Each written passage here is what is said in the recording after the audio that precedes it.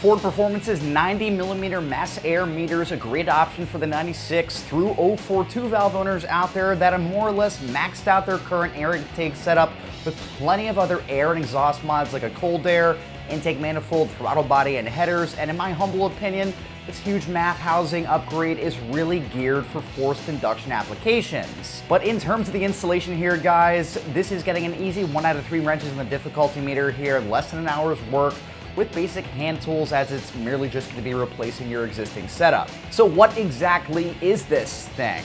Well, at face value, guys, it's a mass air meter, nothing nuts about that, and it's going to go in between your air filter and your throttle body. But why would you want, or more importantly, need a bigger MAF sensor? Well, the word need is key here, and generally speaking, your stock MAF unit can only handle so much air.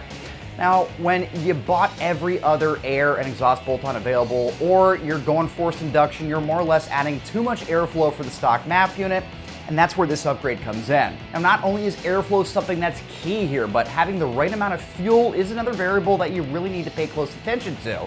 Your injectors will come into play here, along with needing a tune, and with that said, the tune is also really important here when installing this MAF unit, and this is something that we see our customers using with cars that are already being dyno tuned. Now, either way, if you're the owner that's maxed out your naturally aspirated mods, or you're looking to do a turbo or a blower, this is going to be a must-have mod in order to avoid having your factory MAF pegged because of that increased flow. So the requirements aside, guys, you're looking at a quality Ford Performance takeoff unit. Now, this same MAF sensor is found on the blown SVT Lightning, and it's made from a rugged injection molded body, which is going to help reduce heat soak, which can be common on heavily modded or blown cars.